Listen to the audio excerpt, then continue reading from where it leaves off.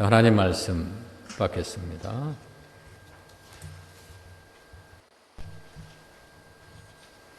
열왕기상 19장 1절부터 8절까지 봉독해 드립니다. 아합이 엘리야가 행한 모든 일과 그가 어떻게 모든 선지자를 칼로 죽였는지를 이세벨에게 말하니 이세벨이 사신을 엘리야에게 보내 이르되 내가 내일 이맘때에는 반드시 내 생명을 저 사람들 중 한 사람의 생명과 같게 하리라. 그렇게 하지 아니하면 신들이 내게 벌 위에 벌을 내림이 마땅하니라 한지라. 그가 이 형편을 보고 일어나 자기의 생명을 위해 도망하여 유다에 속한 부엘사바에 이르러 자기의 사환을 그곳에 머물게 하고 자기 자신은 광야로 들어가 하룻길쯤 가서 한 로뎀 나무 아래에 앉아서 자기가 죽기를 원하여 이르되 여호와여 넉넉하오니 지금 내 생명을 거두시옵소서. 나는 내 조상들보다 낫지 못하니다 하고 로뎀 나무 아래에 누워 자더니 천사가 그를 어루만지며 그에게 이르되 일어나서 먹으라 하는지라. 본즉 머리맡에 숯불에 구운 떡과 한 병 물이 있더라. 이에 먹고 마시고 다시 누웠더니 여호와의 천사가 또다시 와서 어루만지며 이르되 일어나 먹으라. 내가 갈 길을 다 가지 못할까 하노라 하는지라. 이에 일어나 먹고 마시고 그 음식물의 힘을 의지하여 40주 40야를 가서 하나님의 산 호렙에 이르니라. 아멘. 예수님을 믿는 사람들, 크리스찬들에게도 영적인 침체가 있고 또 비즈니스를 하든 직장생활을 하든 학업을 하든 누구에게나 이게 디프레스가 있습니다. 그래서 우리가 영적 침체라는 말, 우리가 영어로는 디프레션이라고 합니다. spiritual depression. 그러니까 무슨 일을 당해서 뭐 낙담하고 힘들어하고 또 때로는 신앙생활 하는데 기도도 잘 안 됩니다. 그리고 집중도 안 되고 또 여러 가지 화만 나고 또 되는 일이 없는 것처럼 느낄 때가 굉장히 많습니다. 우리 크리스찬들에게도 누구에게나 이런 현상이 일어날 수 있습니다. 특별히 뭐 그렇게 기도하고 말씀을 나누고 하는 목회자들에게도 역시 이런 증상을 경험하는 분들이 많이 있습니다. 그런데 오늘 본문에 보면 선지자였던 엘리야가 나타나는데 엘리야가 이제 침체기에 그가 어떤 상황 속에서 어떻게 이렇게 행동을 했는가를 볼 수가 있습니다. 자, 엘리야가 이제 갈멜산에서 바알 선지자들, 특별히 아세라 선지자들을 주님의 이름으로 도륙하고 난 후에 이제 아합 왕이 이세벨에게 이세벨이 이제 왕비입니다. 아합 왕의 왕비. 이제 이세벨에게 갈멜산에서 있었던 일들을 말을 하자 이제 이세벨이 이제 선지자 엘리야를 반드시 죽이겠다고 이제 사신을 보내 협박을 하는데 이 협박하는 것 때문에 이제 두려움을 느껴서 이제 이스라엘 저 끝단으로 도망갔습니다. 이제 선지자가 두려움을 느끼게 되면 침체기가 오는 것 같습니다. 자, 목사가 이제 목회를 하다가 이제 두려움을 느낄 때가 있습니다. 어떤 영적인 두려움, 뭐 여러 가지 재정적인 두려움도 되고 또 어떤 때에 보면은 이제 협박이나 뭐 살해 이런 두려움을 느낄 때도 있습니다. 그럴 때마다 두려움을 느끼게 되면 목회자가 목회를 하기 어렵습니다. 이제 설교할 때는 두려워하지 말라고 하는데 현실적으로 어떤 일이 닥쳐오면 누구나 다 두려워하게 됩니다. 인간의 본능입니다. 그 두려움이라고 하는 것은 죄인된 인간이 가지고 있는 속성 중에 하나입니다. 그러나 우리는 그 두려움에 굴복한다는 의미에서 두려움을 느끼는 것이 아닙니다. 또 사람이 가지고 있는 가장 근본적인 죄성이 남아 있어서 두려워합니다. 그래서 우리가 하나님을 믿지 않아서가 아니에요. 두려움은 믿는 자나 믿지 않는 자나 모두가 공통적으로 느끼는 마음입니다. 그러나 믿는 자에게는 그 두려움을 함께 나눌 주님 한 분이 계신다는 것 때문에 우리가 위로를 얻는 거예요. 자, 엘리야는 갈멜산에서 하나님의 큰 능력을 맛보았지만은 이제 아합 왕의 부인 이세벨의 한마디에 이렇게 두려움을 느꼈습니다. 얼마나 두려움을 느꼈으면 차라리 내가 갈멜산에 가지 않아도 되는데 이런 생각이 들었을지도 몰라요. 아무튼 그 위대한 선지자 엘리야가 이 영적인 침체를 아주 심하게 겪고 있는 그런 내용이 이제 본문 내용입니다. 열왕기상 19장에서 하나님은 엘리야에게 음식을 먹이고 만남의 장소에서 대면하는데 같은 질문을 두 번이나 합니다. 또 이제 엘리야가 같은 대답을 두 번 하죠. 이것은 하나님께서 의도하는 질문을 파악하지 못한 어떤 선지자 엘리야의 그 현재의 그 영적인 상태를 말해주고 있습니다.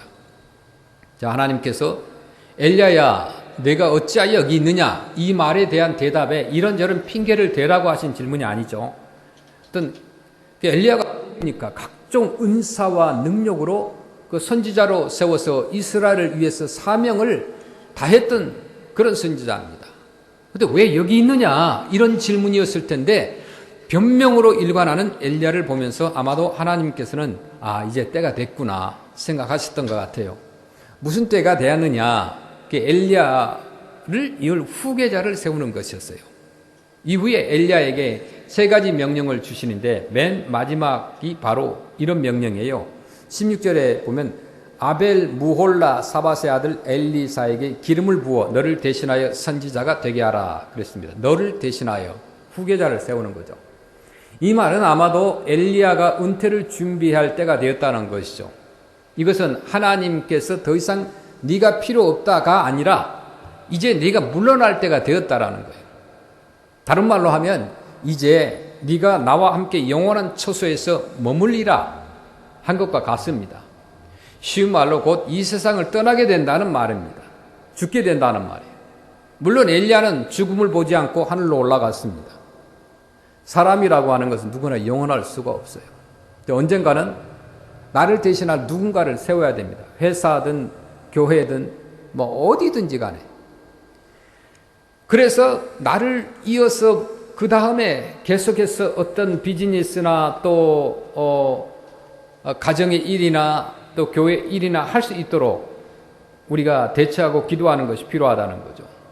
구약 성경에 나오는 수많은 등장인물 가운데 가장 권능 있는 삶을 산 능력의 종이 누구냐라고 물으면 바로 엘리야 선지자입니다.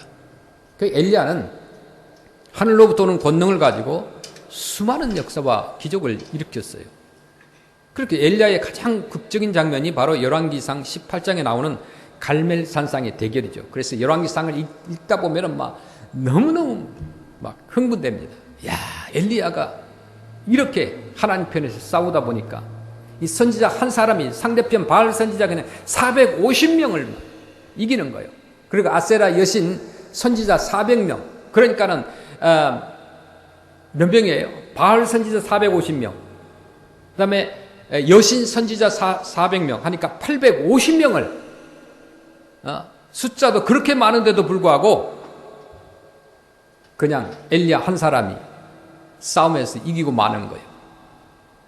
아합 왕과 왕비 이세벨이라는 권력의 후원을 받았던 그 우상 숭배하는 자들, 최우승자는 누구였을까요? 당연히 엘리야였습니다. 850대 1 싸움. 이것을 누가 믿을 수 있습니까? 하나님이 아니면 이건 도저히 이길 수 없는 싸움이었습니다. 사르밧 과부의 집에 밀가루와 기름이 떨어지지 않게 능력을 행한 사람도 엘리야입니다. 또 기도로 이스라엘 땅에 3년 반 동안 비가 안 오게 하다가 기도로 비가 오게도 하고 하늘로서 불을 내려가지고 아하시아 임금이 보낸 그 50부장 둘과 그 부하들을 불살라 죽이기도 했었습니다.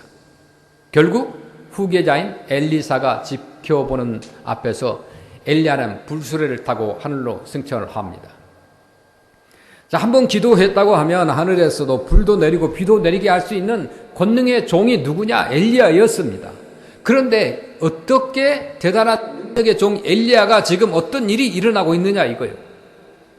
오늘 본문의 1절과 2절을 보면 아합 왕이 아내 이세벨에게 이제 갈멜산에서 있었던 일을 보고합니다. 아합이 엘리야가 행한 모든 일과 그가 어떻게 모든 선지자를 칼로 죽였는지를 이세벨에게 말하니 이세벨이 사신을 엘리야에게 보내 이르되 내가 내일 이맘때는 반드시 내 생명을 저 사람들 중 한 사람의 생명과 같게 하리라. 그렇게 하지 아니하면 신들이 내게 벌 위에 벌을 내림이 마땅하니라 한지라. 그러니까 우리가 후원하는 450명의 바알 선지자를 엘리야가 다 죽였다고 합니다. 그러니까 아내에게 쩔쩔매면서 보고하는 그 왕의 모습을 보면은 누가 도대체 이 나라 왕인가 실권자인가를 알 수 있죠. 실제로 아합 왕보다도 이세벨 왕비가 실권자인 걸 알 수 있습니다. 그 남편의 보고를 받은 이세벨은 증오심에 불타서 복수를 다짐하며 이렇게 협박하죠. 내일 이맘때에는 반드시 너를 내가 죽인 바알 선지자들처럼 쳐 죽일 것이다.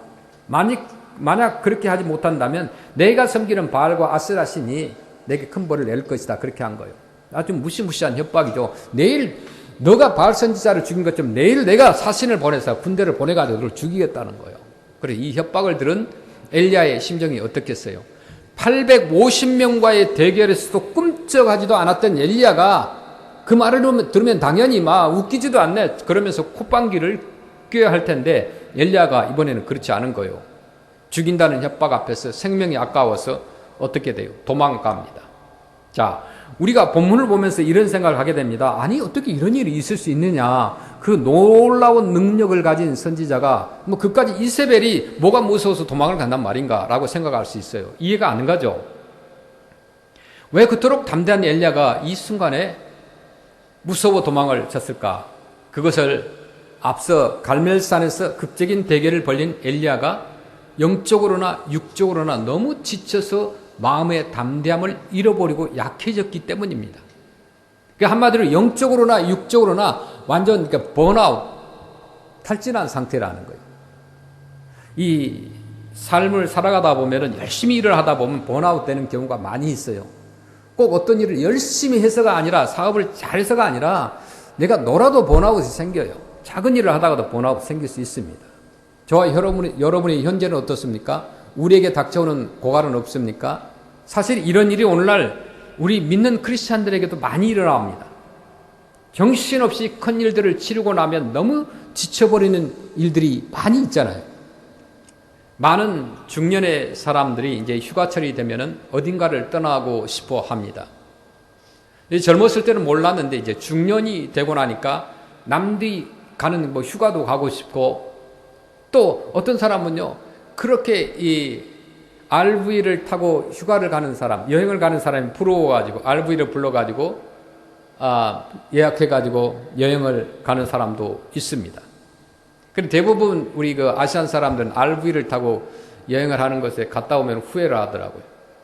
너무 힘들다, 귀찮다, 속도도 느리다, 여러 가지 사용하는 방법도 힘들고 RV 파악에서만 있어야 되고 등등. 그래서 사람들은 이제 우리가 중년이 되고 나면 바닷가에 가서 쉬고 싶어 하고 또 낚시를 하고 싶어 하고 또 여행을 하고 싶어 하는 마음 누구나 다 있다는 거예요. 그래, 나도 남 못지않게 열심히 일했는데 이제 정신없이 달려온 내 인생 잠깐 쉬자. 나도 그럴 권리가 있어. 여기까지는 좋습니다. 잠시 일을 놓고 쉬는 것도 좋고 여행을 가는 것도 좋습니다. 그런데 여기서 더 나아가서 수많은 우리 중년의 사람들이 정신없이 달려온 자기 인생을 돌아보면서 문제는 인생의 깊은 허무감을 느낀다는 거예요. 우리 모두가 다 20대에 인생 계획을 세우고 이를 실현하기 위해서 이제 30대는 치열하게 경쟁합니다.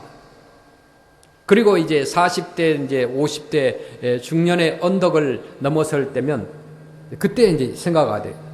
내가 지금까지 뭘 위해서 이렇게 열심히 달려왔나? 그런 생각을 하게 된다는 거예요. 왠지 모를 회의와 허무감이 닥쳐온다는 거예요. 특히 요즘처럼 이제 여러 가지 어렵고 비즈니스 하시는 분들 잘 안 되고 여러 가지 어려운 상황에 있을 때 특별히 40대, 50대에게 있어서는 그런 디프레션이 많이 온다는 것입니다. 그 나이 되면 이제 아이들이 대학교 갈 그런 나이잖아요. 돈이 가장 많이 들어갈 때입니다. 그때 이제 내가 직장을 그만두게 되면 비즈니스가 안 되면 어떻게 되지? 그러면서 허무감에 빠지기도 하고 우울증에 걸리기도 한다는 거예요. 그렇게 이제 무기력증에 빠지고 결국에 이제 내 온 몸과 마음이 말라붙는 어떤 고갈에 이르게 됩니다. 그래서 어떤 사람은 이제 큰 병에 덜컥 걸리거나 인생을 자포자기하는 그런 사람들도 봅니다. 남녀 모두에게는 이 인생을 살다 보면 이제 중년에 갱년기가 닥쳐옵니다. 여자든 남자든 다 갱년기가 있어요 보니까. 그 우울증도 있고 불안감도 있고 뭐 짜증, 신경 과민, 뭐 의욕 상실 이런 현상이 나타납니다.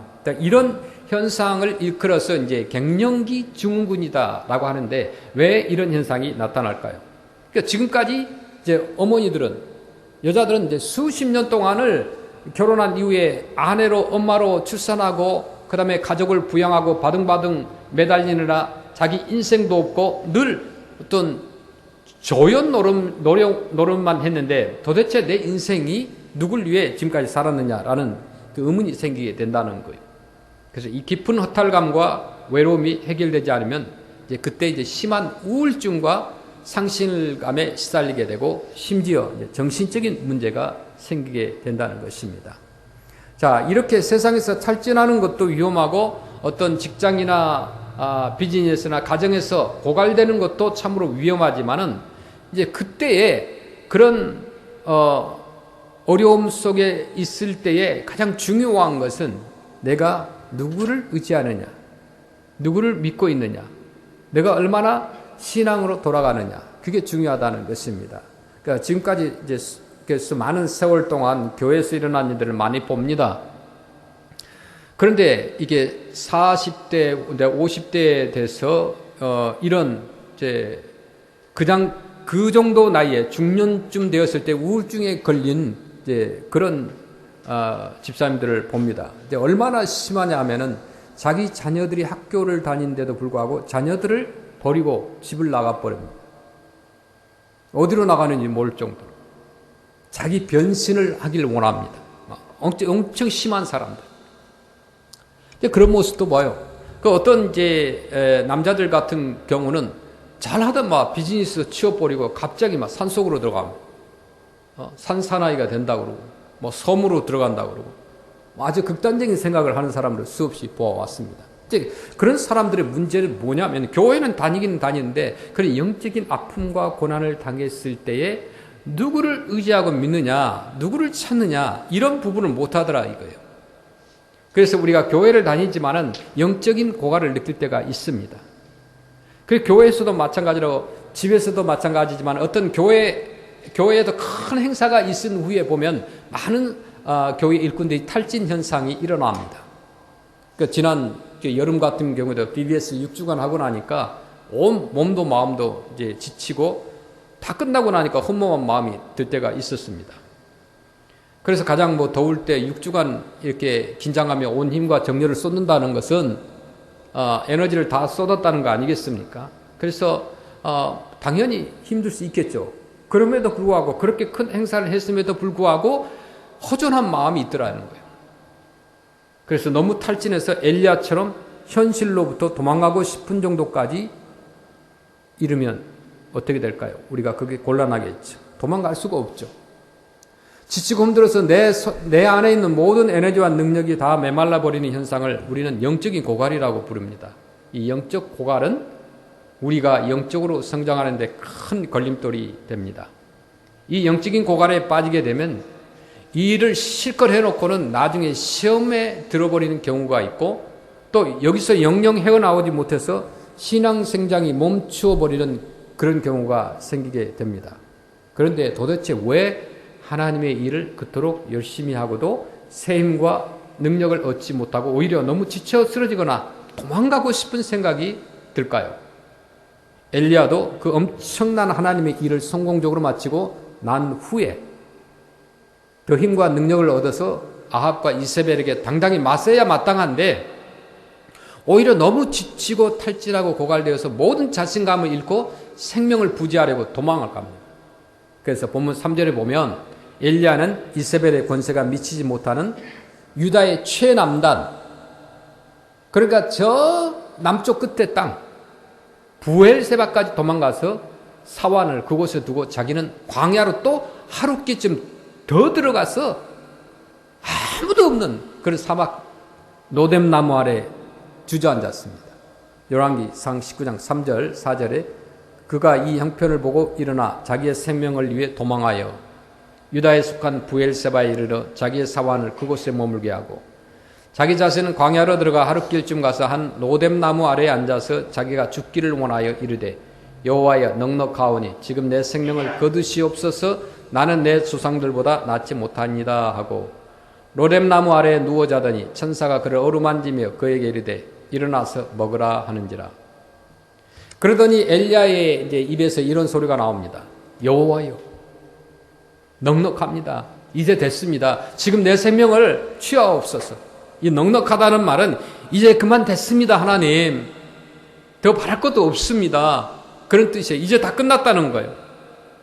그러더니만 나 같은 종은 차라리 죽여달라는 말까지 합니다. 이게 무슨 소리입니까? 그 위대한 하나님의 사람이었고 권능의 종의 그 입에서 지금 나를 죽여달라는 말이 나온다는 거예요.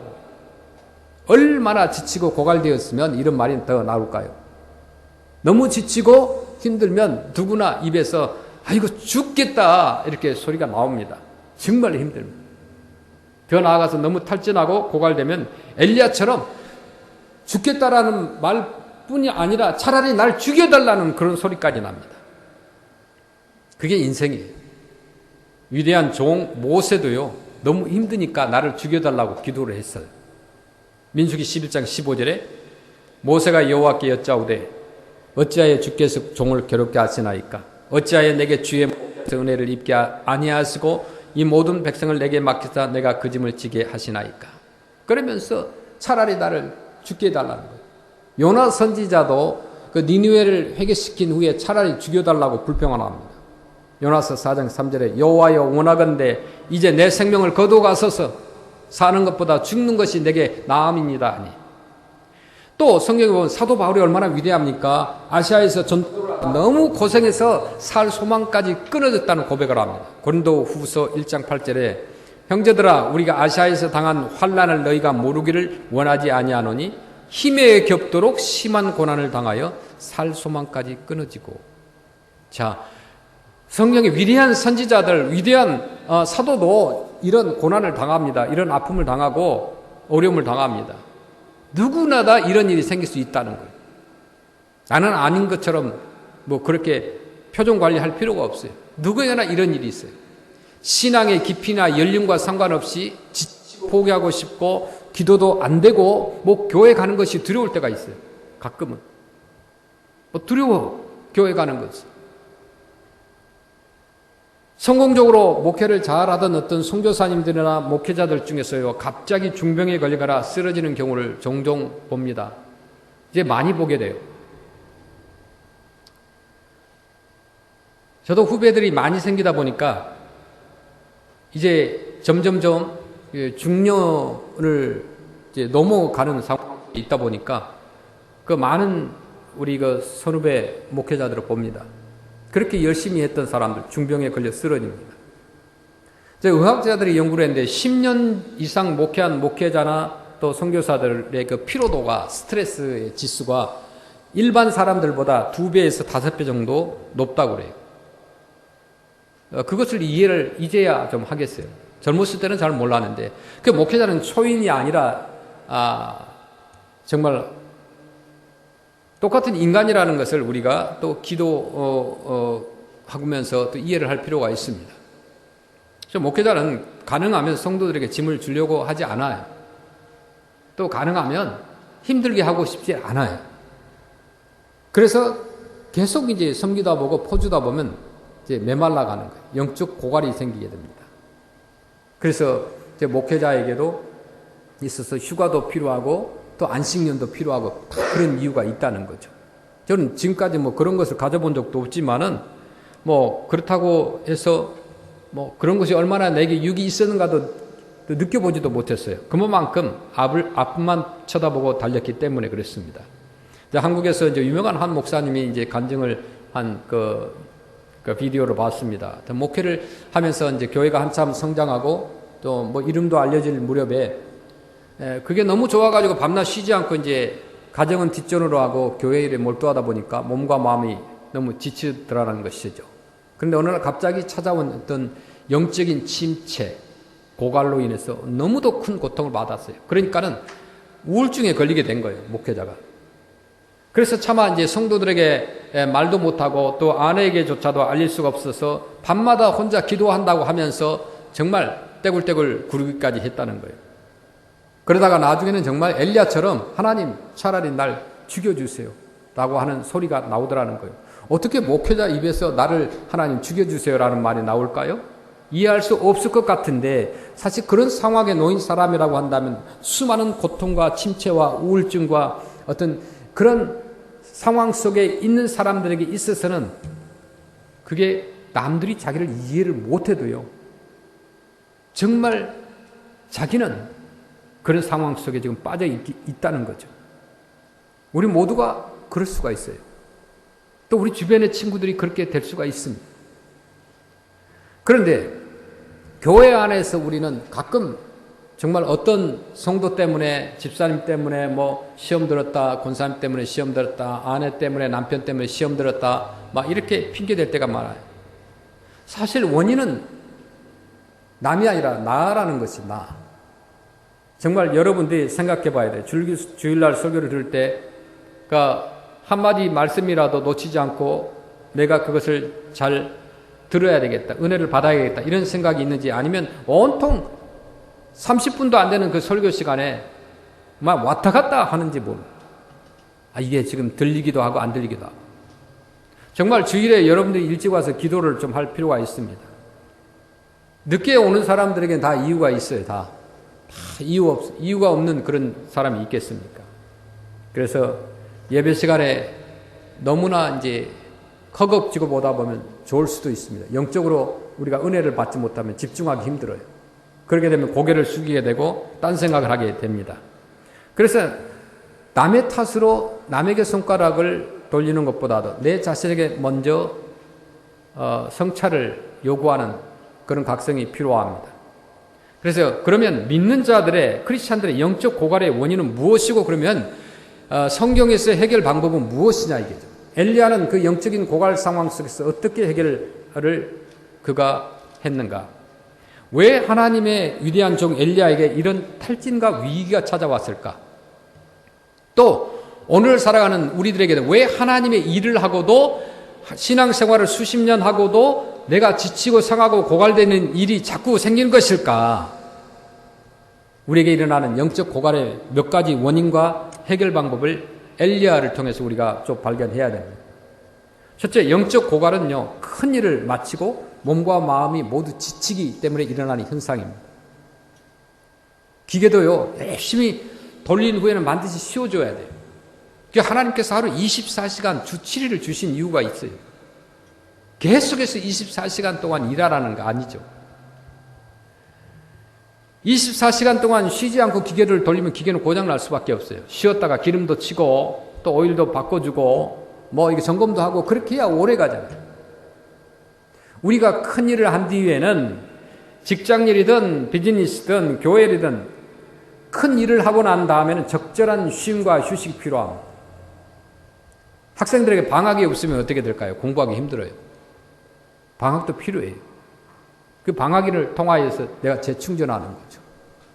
또 우리 성도님들이 저는 휴가를 간다고 하면 적극적으로 권면합니다. 뭐 휴가를 여러분들 너무 자주 안 가서 정말 가라고 할 만큼 여러분들은 휴가를 좀 안 가는 것 같아요. 우리 아시안 사람들, 한국 사람들은 휴가 가는 것에 있어서 조금 인색하죠. 좀 쉬면서 여러분들 하시길 바랍니다. 휴가를 간다고 여러분이 하나님을 떠나는 건 아니에요. 휴가를 어떤 분은 산으로 가고 들로 가는 분도 있고 어떤 분들은요 선교지로 가는 분들도 계세요. 그건 어디를 가는지 상관없습니다. 여러분들 휴식이 필요해요. 월요일부터 토요일까지 휴식을 해서 주일날 교회 오든 아니면 뭐 주말에 가서 다른 교회 가서 예배도 드려보든 아니면 부부와 같이 예배를 드리든 어디를 가든지 하나님 앞에 예배 드리는 것, 하나님 앞에 주의를 지킨다는 그 마음을 가지고 있으면 되는 거죠. 잠시 휴식을 갖는 것이 굉장히 중요합니다. 저는 잘 몰랐었어요. 젊었을 때는 그냥 앞만 달리고 갔어요. 한 번도 휴가도 생각해 본 적도 없고 또 그럴 형편도 되지 않았기 때문에. 그런데 그렇게 달려와 보니까 건강에 이상이 생기는 거예요. 나이가 들어간다는 징조겠죠. 누구에게나 나타나는 거죠. 그래서 우리는 쉬면서 재충전해서 다시 시작하는 것이 우리 삶에 필요하다는 거죠.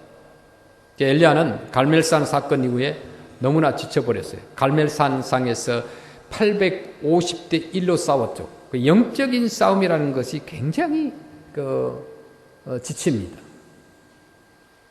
굉장히 지쳐요. 제가 이제 우리 아시안 사람들 이렇게 신방을 합니다.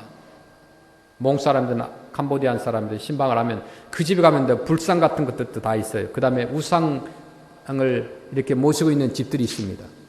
그런 데 가면 영적으로 싸움이 일어나는 거예요. 물론 그런 그 우상들은 아무것도 아니지만은 그런 우상을 섬기는 집에 향을 피워놓고 하는 집에 들어가면 막 답답해. 들어가기 전에 기도를 아주 그냥 강력하게 하고 갑니다. 들어가서도 그런 걸 안 쳐다보려고 애를 쓰는 거예요. 그럼에도 불구하고 워낙 그런 가정이 우상 덩어리로 그냥 오랫동안 고정되어 있기 때문에 영적인 싸움이 일어나요. 그런 가정을 한 가정만 신방하고 나와도 지칩니다.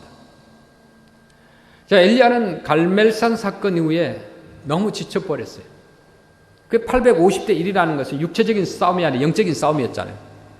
진짜 엘리야의 하나님, 나의 하나님이 진짜 하나님이냐 아니면 바알을 섬기는 너희들의 신이 진짜냐, 이 영적인 싸움이에요. 지면은 자기도 죽고 또 하나님이 어떻게 되겠어요? 그런 영적인 싸움에서 그가 승리한 후에 승리했으니까 기뻐해야 되고 뭐 탈진이 없어야 되는데도 불구하고 그에게 있어서 열왕기상 19장 5절에 보니까 이런 현상이 나타나요. 로뎀나무 아래에 누워 자더니 천사가 그를 어루만지며 그에게 이르되 일어나서 먹으라 하는지라. 한참 잠을 자는데 천사가 어루만지면서 깨웁니다. 일어나라 일어나라. 그러면서 일어나 보니까 머리맡에 이제 숯불에 구운 떡과 물 한 병이 있었어요. 먹고 마신 후에 또 다시 누워서 잤어요. 그리고 얼마나 지쳤으면 그러겠어요. 사람이 지치면 먹고 또 눕고 싶어요. 일어나서 먹고 그냥 활동을 해야 되는데 너무 지치면 다시 좀 눕고 싶은 마음이 생기는 거예요. 그래서 다시 누웠어요. 그러자 다시 반복해서 천사가 와서 깨웁니다. 여기 보면 지친 엘리야를 보는 거예요. 대단한 중요한 원리가 여기 있어요. 지치면 어떻게 돼요? 쉬어야 돼요. 쉬어야 돼요. 우선 엘리야처럼 잘 자고 잘 먹으면서 몸도 마음도 쉬어야 됩니다. 재충전을 하는 것이 프레예요. 우리가 삶을 살아가면서 그 리프레시한다는 것이 굉장히 좋은 단어입니다. 간혹 먹는 것, 자는 것도 마다하고 죽어라 일하는 사람도 있어요. 제가 아마도 그렇게 달려왔는지도 몰라요. 일 중독증. 그것을 놓칠 수가 없어요. 직장 생활하는 사람은 직장에서 인정받겠다고 밤 늦게까지 일을 합니다. 쉼도 없이 일합니다. 우리가 하루 이틀 살고 끝날 것도 아닌데 왜 그렇게 해야 될까요? 교회 일도 마찬가지라고 봐요. 먹지도 자지도 않고 뭐 죽어라고 교회 일만 하면 하나님이 기뻐하실 것 같죠? 뭐 그럼 맞아요. 기뻐하실 것 같아요. 그러나 주님께서 그렇게 말씀하실 것 같아요. 이 사람아, 교회를 왜 그리 바둥바둥 하나?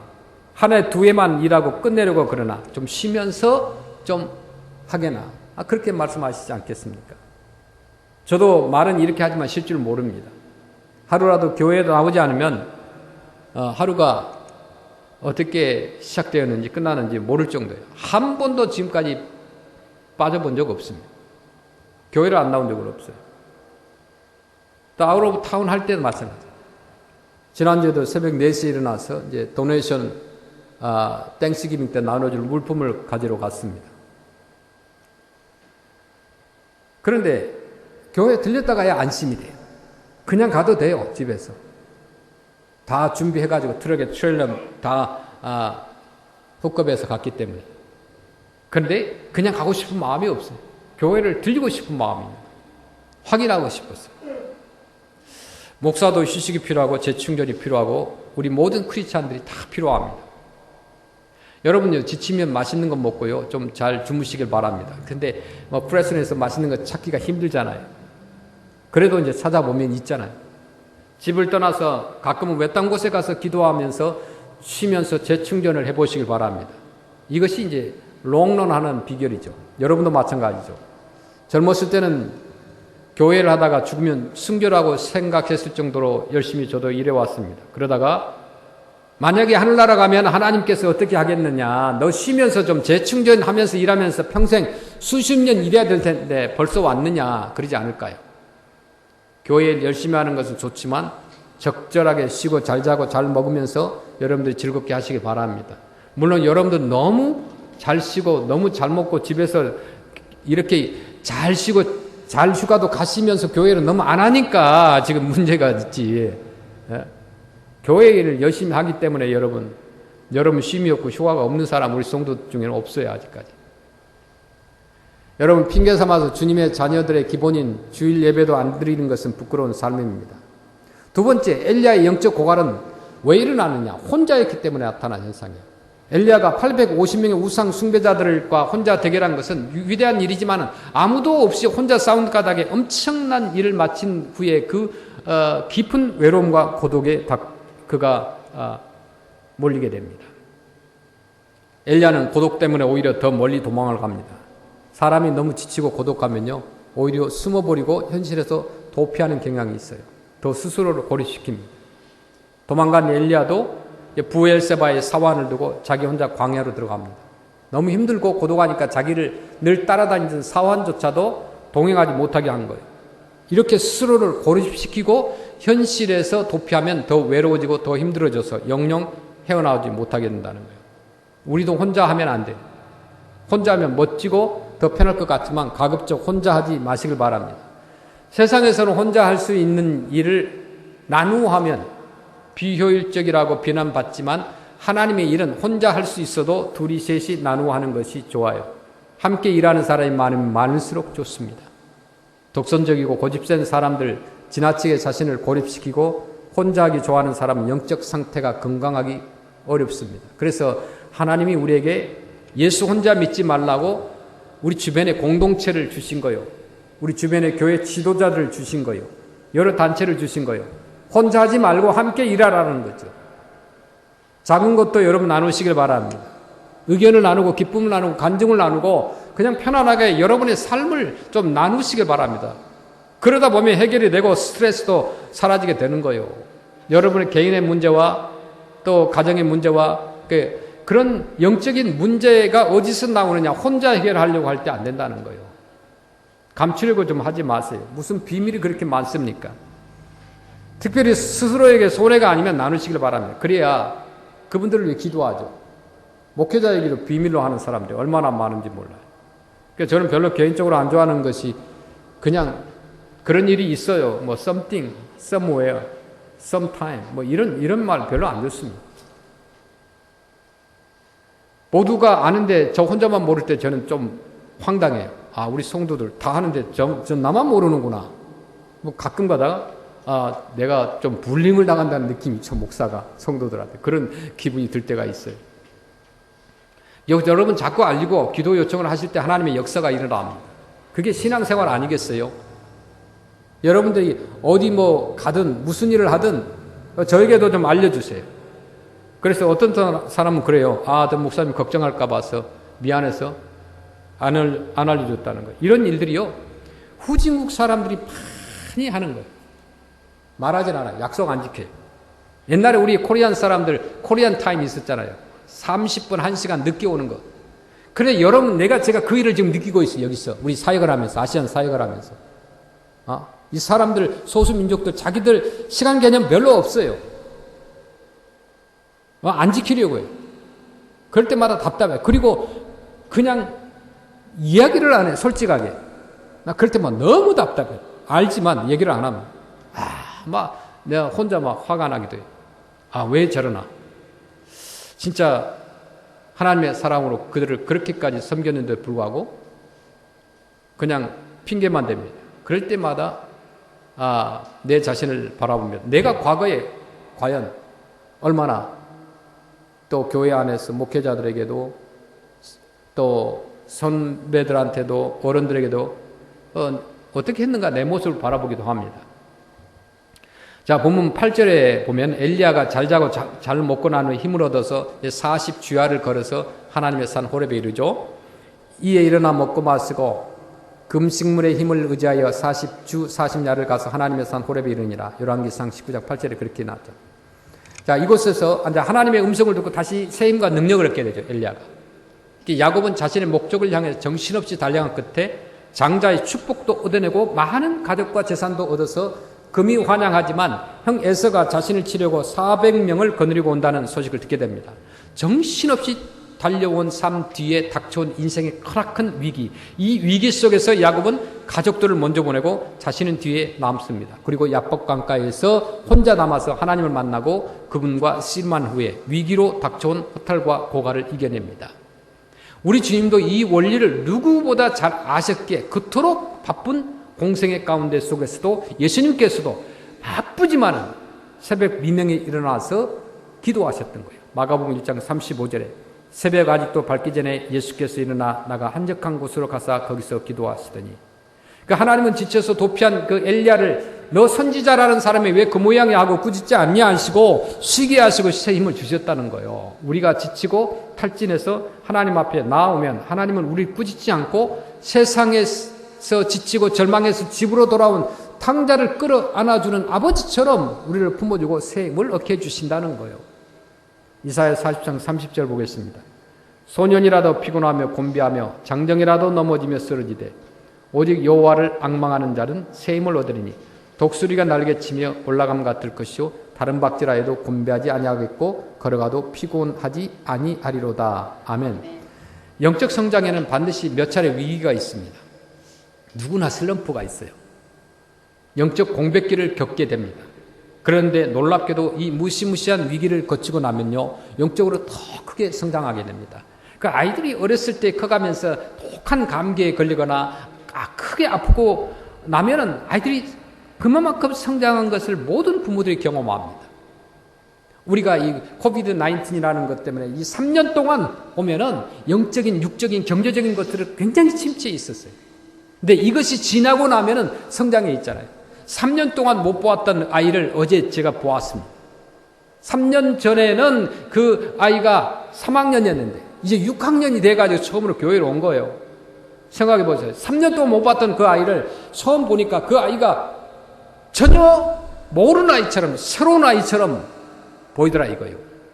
그 아이들, 성장하는 아이들은요, 크니까 몰라보도록 달라졌어요. 뭐 가느다라고 이렇게 어리고 뭐 아주 그랬던 아이가 3년 지나고 나는데 완전히 어른처럼 막 덩치도 커지고 몰라보겠어요. 나중에 자세히 이야기를 들어보니까 그걸 알게 되더라 이거예요. 그러니까 우리에게 있어서 이런 어려움이라는 것이 쭉 3년 동안 지속되니까 모든 사람들이 지쳐 있어요. 막 화가 나 있고 막 우울증에도 걸려 있고 너무 지금 매여 있기 때문에 완전히 영적으로 사실 보면은 이제 그 고갈되어 있다고 볼 수 있습니다. 많은 사람들이 예전과 같지 않다는 것을 느낄 거예요. 이제 우리가 일어나야 돼. 나아가야 돼. 하나님께서 위기를 기회로 만드시는 그런 하나님을 바라보고 영적인 회복을 우리가 해야 됩니다. 그러기 위해서 어떻게 해야 되느냐? 데살로니가전서 5장 16절에 보면 항상 기뻐하는 삶을 살아라고 했어요. 기뻐하는 삶. 기뻐할 일이 별로 없어요? 기뻐할 일을 찾으시면 됩니다. 그래서 우리가 기뻐하면서 두 번째 쉬지 말고 기도하는 삶을 선택해야 돼요. 내가 집에서든 교회든 기도하는 거다. 우리가 아침에 오든 저녁에 오든 기도하는 것이 필요해요. 많이 기도해야 돼요. 그래서 계속해서 우리가 바꿔가는 기도의 방법들을 지금 아울리치러 오는 봉사자들에게도 마찬가지입니다. 제가 주도해서 오는 아침에 다 볼런티어들이 왔을 때 기도하고 끝나고 나도 반드시 기도합니다. 전에는 그런 거 별로 없었어요. 뭐 왔다 갔다 뭐 바쁘니까 그냥 갔었어요. 그런데 기도하지 않으면은 우리 영적으로 회복할 수 없다는 거죠. 그래서 기도는 하나님과의 호흡이라고 그랬어요. 대화라고 그랬어요. 그 대화를 멈추면 우리는 안 되는 거죠. 마지막으로 범사에 감사하는 삶을 살자는 거죠. 안 된 일도 많고 나쁜 일도 많고 좋지 않은 소식도 많고 뭐 되는 것도 없는 것 같은데 주변을 보면, 그런데 자세히 보면요, 내가 여기 있잖아요. 내 자신을 바라보면 그래도 하나님께서 나를 사랑하셔서 이 자리에 있게 만드셨다는 거예요. 물질도 잃어버리고 친구도 잃어버리고 뭐 가족도 잃고 많은 것을 잃었지만은 생각해 보면 얻은 것이 훨씬 많더라 이겁니다. 그래서 내게 있는 그런 것들 다 이제 감사하면서 다 덮으시면서 우리가 진짜 하나님께서 우리를 합력하여 선을 이루게 하신다는 것을 우리가 믿어야 되는 거예요. 좋은 일이든 안 좋은 일이든 좋은 사람이든 안 좋은 사람이든 보면요, 다 필요해요. 그 사람이 없으면 될 것 같은데 없으면 또 아쉬운 게 많아. 그래서 인간의 삶이라는 것은 완전한 삶이 없습니다. 그래서 합력하여 선을 이루는 하나님 그 놀라운 능력을 우리가 믿어야 되는 거예요. 로마서 8장 28절 말씀 결론적으로 우리가 함께 읽겠습니다. 우리가 알거니와 하나님을 사랑하는 자 곧 그의 뜻대로 부르심을 입은 자들에게는 모든 것이 합력하여 선을 이루느니라. 아멘. 주님 안에서 기뻐하고 쉬지 말고 기도하고 범사에 감사하면서 영적으로 회복되기를 주의 이름으로 축원합니다. 우리 함께 기도하겠습니다.